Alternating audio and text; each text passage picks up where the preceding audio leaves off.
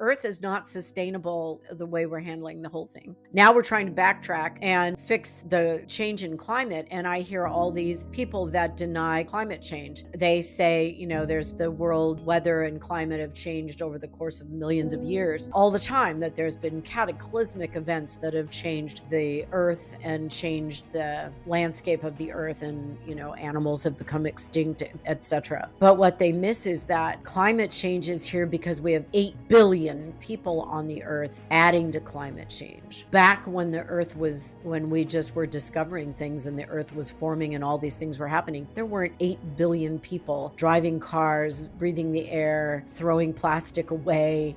We got 8 billion people now. People, wake up. Wake up! It's because there's 8 billion people. So yeah, climate change is real and no one wants to accept it because they don't want harsh reality of having to make changes, and it's fear-driven, so they just deny what they can't accept or that they're not educated about. But the bottom line is there's 8 billion people contributing to climate change now. So it's far more real than it was 200,000 years ago. Come on, guys, wake up. But if you don't want an educated society, these are the things that happen. You get deniers on every level. And yeah, things aren't great in a lot of places and a lot of mistakes have been made, but denying things is not going to help us on any level. So wake up, people. The financial crisis is here in that people haven't been paying attention to their money. The housing market is manipulated by the income banks need. Banks need the interest rate to go up on mortgages so they can start paying people who are trying to save money. If the interest rate is down at 2.25%, you can get 0.03% on the money you're saving. But if interest rates are 8%, you might be able to get 2.5% on the money you're trying to save. People don't realize the banks aren't going to give you interest if they're not making interest. Does anybody really know that? I run into people all the time that